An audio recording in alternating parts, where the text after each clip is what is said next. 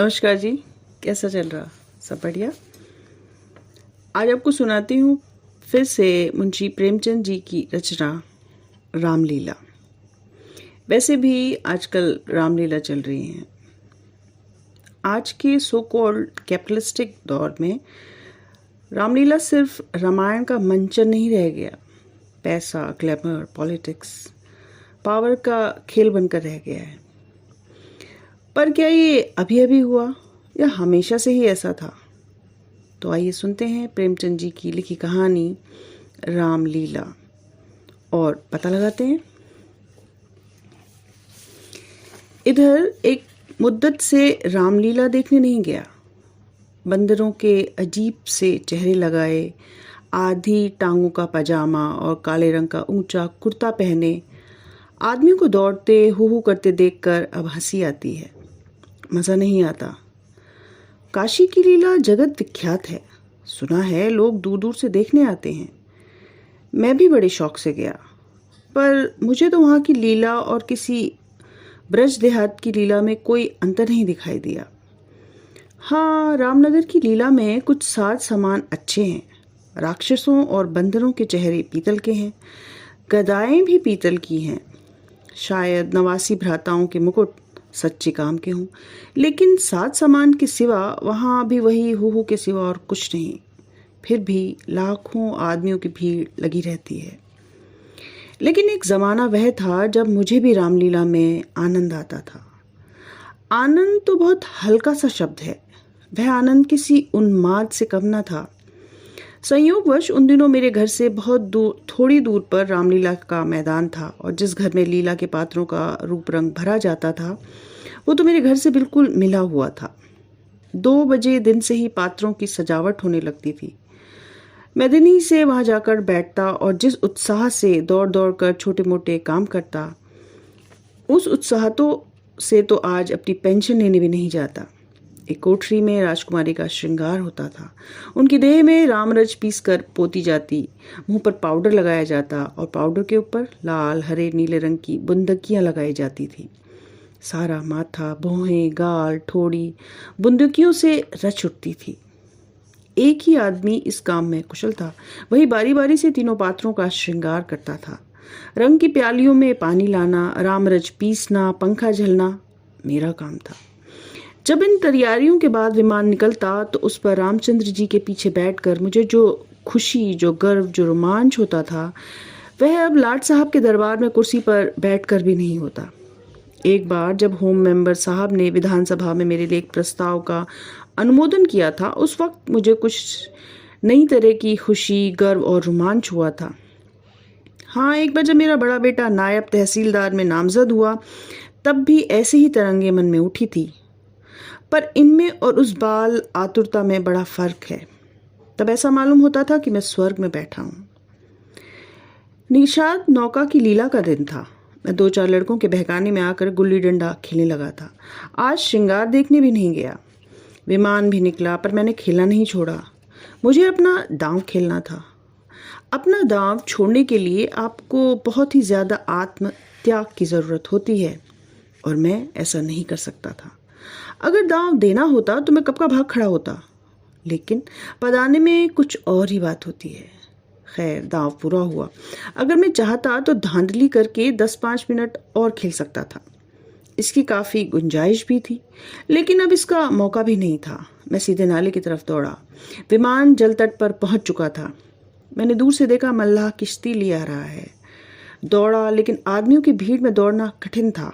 आखिर जब मैं भीड़ हटाता, हाफता काफता आगे बढ़ता घाट पर पहुंचा तो निषाद अपनी नौका खोल चुका था। रामचंद्र पर मेरी कितनी श्रद्धा थी। अपने पाठ की चिंता न करके उन्हें पढ़ा दिया करता था, जिसमें वह फेल ना हो जाएं। मुझसे उम्र में ज्यादा होने पर भी वह नीची कक्षा में पढ़ते थे, लेकिन वही रामचंद्र नौका पर बैठे इस तरह मुंह फेरे चले जाते थे मानो मुझसे जान पहचान ही नहीं। नकल में भी असल की कुछ न कुछ बात आ ही जाती है। भक्तों पर जिनकी निगाह सदा ही तीखी रही, वह मुझे क्यों बांटते? मैं दुखी होकर उस बछड़े की तरह कूदने लगा जिसकी गर्दन पर पहली बार जुआ रखा गया हो। कभी लपक कर नाले की ओर जाता, कभी किसी सहायक की खोज में पीछे की तरफ दौड़ता। पर सब के सब अपनी धुन में मस्त थे। मेरी चीख पुकार किसी के कानों तक नहीं पहुंची। तब से बड़ी बड़ी विपत्तियां झेली हैं, पर उस समय जितना दुख हुआ उतना फिर कभी नहीं हुआ। मैंने निश्चय किया था कि अब रामचंद्र से कभी नहीं बोलूंगा, न कभी खाने की कोई चीज़ ही दूंगा। लेकिन जैसे ही नाले को पार करके वह पुल की ओर लौटे, मैं दौड़कर विमान पर चढ़ गया और ऐसा खुश हुआ मानो कोई बात ही नहीं हुई थी। रामलीला समाप्त हो गई थी। राज गद्दी होने वाली थी, पर न जाने क्यों देर हो रही थी। शायद चंदा कम वसूल हुआ था। रामचंद्र की इन दिनों कोई बात पूछता भी तो नहीं। न घर को जाने की छुट्टी मिलती है, न भोजन का ही को प्रबंध होता था। चौधरी साहब के यहाँ से थोड़ा बहुत खाना सीधा कोई 3 बजे दिन को मिलता था। बाकी सारे दिन कोई पानी को भी नहीं पूछता था। लेकिन मेरी श्रद्धा अभी तक ज्यों की त्यों थी। मेरी दृष्टि में अब भी वे रामचंद्र ही थे। घर पर मुझे खाने की कोई चीज़ मिलती, वह लेकर रामचंद्र को दे आता। उन्हें खिलाने में मुझे जितना आनंद मिलता था उतना खुद खा जाने में कभी नहीं मिला। कोई मिठाई या फल पाते ही मैं बेतहाशा चौपाल की ओर दौड़ता। अगर रामचंद्र वहाँ न मिलते तो उन्हें चारों तलाश करता, और जब तक वह चीज़ उन्हें ना खिला लेता मुझे चैन नहीं आता था। खैर, राजगद्दी का दिन भी आ गया। रामलीला के मैदान में एक बड़ा सा शामियाना ताना गया। उसकी खूब सजावट की गई। नाचने गाने वालों का दल भी आ पहुंचे। शाम को रामचंद्र की सवारी निकली और हर एक घर के द्वार पर उनकी आरती उतारी गई। श्रद्धानुसार किसी ने रुपए दिए, किसी ने पैसे। मेरे पिता पुलिस के आदमी थे, इसलिए उन्होंने बिना कुछ दिए ही आरती उतारी। उस वक्त मुझे जितनी शर्म आई उसे बयान नहीं कर सकता। मेरे पास उस वक्त संयोग से 1 रुपया था। मेरे मामा जी दशहरे के दिन आए थे और मुझे 1 रुपया दे गए थे। उस रुपये को मैंने रख छोड़ा था। दशहरे के दिन भी उसे खर्च नहीं कर सका। मैंने तुरंत वह रुपया लाकर थाली में डाल दिया। पिताजी मेरी ओर कुपित नेत्रों से देखकर रह गए। उन्होंने कुछ कहा तो नहीं, लेकिन मुंह ऐसा बना लिया जिसे साफ था कि मेरी इस धृष्टता से उनके रौब में बट्टा लग गया। रात के 10 बजते बजते यह परिक्रमा पूरी हुई। आरती की थाली रुपयों और पैसों से भरी हुई थी। ठीक तो नहीं कह सकता, मगर अब ऐसा अनुमान होता है कि 400-500 रुपयों से कम नहीं होंगे। चौधरी साहब शायद इनसे कुछ ज्यादा ही खर्च कर चुके थे। उन्हें इसकी बड़ी फिक्र हुई कि किसी तरह कम से कम 200 रुपये और वसूल हो जाएं। और इसकी सबसे अच्छी तरकीब उन्हें यही मालूम हुई कि नाचने गाने की महफिल से वसूली हो। जब लोग आकर बैठ जाएं और महफिल का रंग जम जाए तो आबिदा जान रसिक जनों की कलाइयां पकड़ पकड़ कर ऐसे हाव भाव दिखाएं कि लोग शर्माते शर्माते भी कुछ न कुछ दे ही मरे। आबिदा जान और चौधरी साहब में सलाह होने लगी। मैं संयोग से उन दोनों प्राणियों की बातें सुन रहा था। चौधरी साहब ने समझा होगा कि यह लौंडा क्या मतलब समझेगा, पर यहाँ ईश्वर की दया से अक्ल के पुतले थे। सारी दास्तान समझ में आती जाती थी। चौधरी साहब बोले, सुनो आबिदा जान, यह तुम्हारी ज्यादती है। हमारा और तुम्हारा कोई पहला प्रोग्राम तो है नहीं। ईश्वर ने चाहा तो यहाँ हमेशा तुम्हारा आना जाना लगा रहेगा। अब की चंदा बहुत कम आया, नहीं तो मैं तुमसे इतना ना कहता। आबिदा जान बोली, आप मुझसे भी जमींदारी चाले चलते हैं। क्यों? मगर यहाँ हुजूर की दाल ना गलेगी। वाह, रुपए तो मैं वसूल करूं और मूंछों पर ताप आप दें। कमाई का अच्छा ढंग निकाला है। इस कमाई से तो वाकई आप थोड़े दिनों में राजा हो जाएंगे। उसके सामने जमींदारी झक मारेगी। बस कल ही से ये काम शुरू कर दीजिए। खुदा की कसम माला माल हो जाइएगा। तो मजाक करती हो और यहाँ दिमाग खराब हो रहा है। तो आप भी तो मुझी से उस्तादी करते हैं। यहाँ आप जैसे काइयों को रोज उंगलियों पर नचाती हूँ। आखिर तुम क्या चाहती हो? जो कुछ वसूल करूँ उसमें आधा मेरा आधा आपका। लाइए, हाथ मारिए। अच्छा, यही सही। अच्छा, तो पहले मेरे 100 रुपये गिन दीजिए। पीछे से आप आनाकानी करने लगेंगे। वाह, वह भी लोगी और यह भी। अच्छा जी, तो क्या आप समझते थे कि अपनी मेहनत छोड़ दूंगी? वाह रे आपकी समझ। वाह, बहुत खूब। क्यों ना हो, दीवाना बकारे दरवेश होशियार। तो क्या तुमने दोहरी फीस लेने की ठानी है? अगर आपको 100 दफे गरज हो तो, वरना मेरे 100 रुपये तो कहीं गए ही नहीं। मुझे क्या कुत्तों ने काटा है जो लोगों की जेब में हाथ डालती फिरूं? चौधरी की एक न चली। आबादी के सामने दबना पड़ा। नाच शुरू हुआ। आबादी जान बला की शौक औरत थी, कमसिन, उस पर हसीन, और उसकी अदाएं तो उस गजब की थी। आदमियों के पहचानने का गुण भी उसमें कुछ ज्यादा ही था। जिसके सामने बैठ गई उससे कुछ न कुछ ले ही लिया। 5 रुपए से कम तो शायद ही किसी ने दिए हों। पिताजी के सामने भी वह बैठी। मैं मारे शर्म के गड़ गया। जब उसने उनकी कलाई पकड़ी तो मैं बिल्कुल सहम सा गया। मुझे यकीन था कि पिताजी उसका हाथ झटक देंगे और शायद दुत्कार भी दें। लेकिन ये क्या हो रहा है? हे भगवान, कहीं मेरी आंखें धोखा तो नहीं खा रही हैं? पिताजी मूंछों में हंस रहे हैं। ऐसी कोमल हंसी उनके चेहरे पर मैंने कभी नहीं देखी थी। उनकी आंखों से अनुराग टपकता था। उनका एक एक रोम पुलकित हो रहा था। मगर ईश्वर ने मेरी लाज रख ली। वह देखो, उन्होंने धीरे से आबादी के कोमल हाथों से अपनी कलाई छुड़ा ली।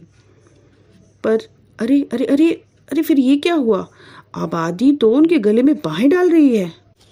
अब तो पिताजी उसे जरूर पीटेंगे। चुड़ैल को जरा भी शर्म नहीं।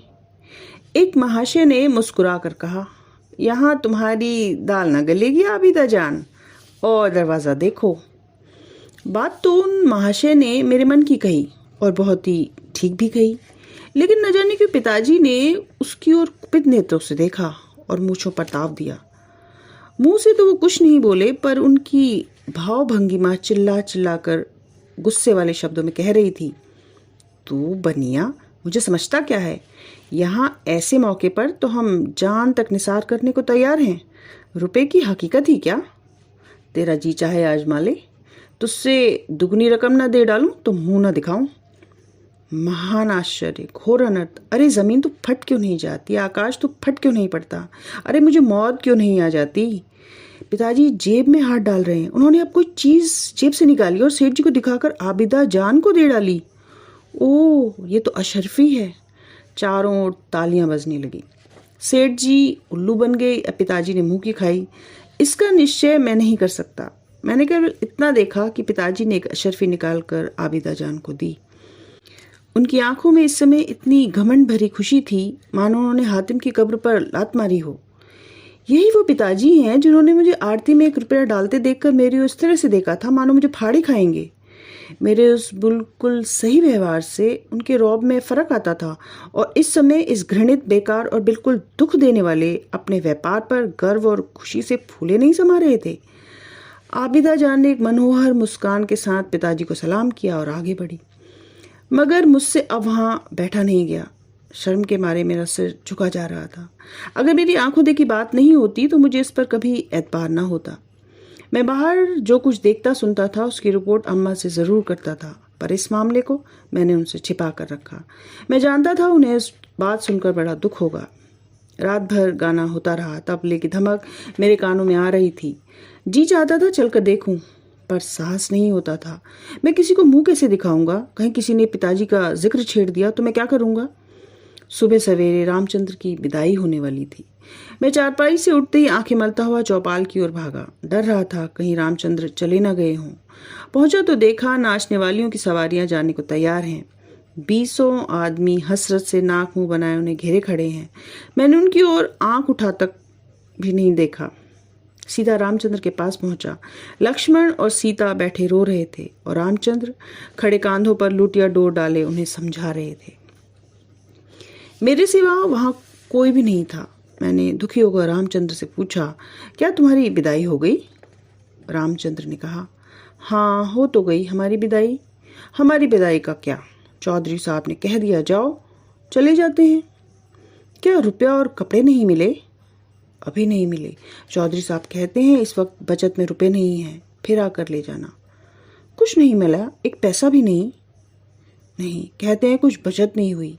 मैंने सोचा था कुछ रुपए मिल जाएंगे तो पढ़ने की किताबें ले लूंगा, पर कुछ नहीं मिला। राह खर्च भी नहीं दिया। कहते हैं कौन दूर है, पैदल चले जाओ।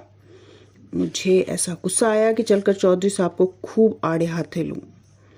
नाचने गाने वाली मंडली के लिए रुपए, सवारियां, सब कुछ, पर बेचारे रामचंद्र और उनके साथियों के लिए कुछ भी नहीं।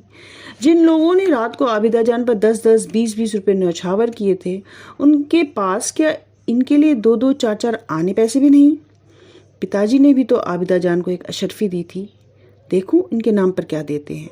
मैं दौड़ता हुआ पिताजी के पास गया। वे कहीं तफ्तीश पर जाने को तैयार खड़े थे। मुझे देखकर बोले, कहाँ घूम रहे हो? पढ़ने के वक्त तुम्हें घूमने की सूझती है? मैंने कहा, गया था चौपाल। रामचंद्र विदा हो रहे थे। उन्हें चौधरी साहब ने कुछ नहीं दिया। तो तुम्हें इसकी क्या फिक्र पड़ी है? वे जाएंगे कैसे? उनके पास राह खर्च भी तो नहीं है। क्या कुछ खर्च भी नहीं दिया? यह चौधरी साहब की बेइंसाफी है। आप अगर 2 रुपए दे दें तो मैं उन्हें दे आऊं। इतने में शायद वह घर पहुंच जाएं। पिताजी ने तीखी नज़रों से मुझे देखकर कहा, जाओ अपनी किताब देखो, मेरे पास रुपए नहीं हैं। यह कहकर वह घोड़े पर सवार हो गए। उसी दिन से पिताजी पर से मेरी श्रद्धा उठ गई। मैंने कभी फिर उनकी डांट डपट की परवाह नहीं की। मेरा दिल कहता, आपको मुझको उपदेश देने का कोई अधिकार नहीं है। मुझे उनकी सूरत से चिढ़ हो गई। वह जो कहते मैं ठीक उसका उल्टा करता। हालांकि इसमें मेरी ही हानि हुई, लेकिन मेरा मन उस समय विध्वंसक विचारों से भरा हुआ था। मेरे पास 2 आने पैसे पड़े हुए थे। मैंने पैसे उठा लिए और जाकर शर्माते शर्माते रामचंद्र को दे दिए। उन पैसों को लेकर रामचंद्र को जितनी खुशी हुई वो मेरी सोच से परे थी। वो टूट पड़े मानो प्यासे को पानी मिल गया हो। यही 2 आने पैसे लेकर तीनों मूर्तियां विदा हुई। केवल मैं ही उनके साथ कस्बे के बाहर तक पहुंचाने गया। उन्हें विदा करके लौटा तो मेरी आंखें सजल थी, पर दिल में आनंद ही आनंद था। तो एक अंत यहीं तक था। कैसी लगी पर्दे के पीछे की लीला? कमेंट करके ज़रूर बताएं। सबको राम राम, नमस्कार।